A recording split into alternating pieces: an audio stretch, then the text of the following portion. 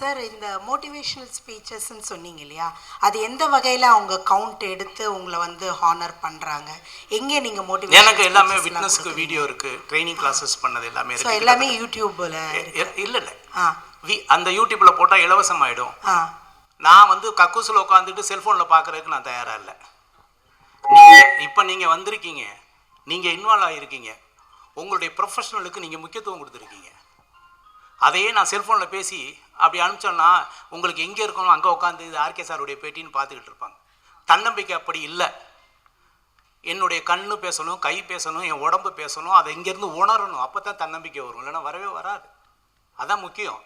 அதனால தயவு செய்து நான் டிஜிட்டலில் மாற்றி விட்டு 2 இன்ச்சில் என்னை சுருக்க தயாராக இல்லை. நான் நடத்துகிற ட்ரைனிங்காக இருந்தால் மோட்டிவேஷன் இருந்ததுன்னா நீங்கள் வரணும், ஃபுல் டே இருந்து தான் பார்க்கணும். ஆமாம், செல்ஃபோனே நாட் அலவுடு. நீங்கள் வாழ்நாள் பூரா செல்ஃபோன் பேசுகிறீங்க, பேசிட்டு போங்க, பரவாயில்ல. இன்றைக்காவது ஒரு 4 மணி நேரம் சொல்கிறத கேளுங்கன்னு தான் சொல்வேன். ஒன்றும் இல்லை, ஃப்ளைட்டில் போனோம்னா என்னங்க சொல்கிறாங்க முதல்ல? அப்புறம் சுவிட்ச் ஆஃப்.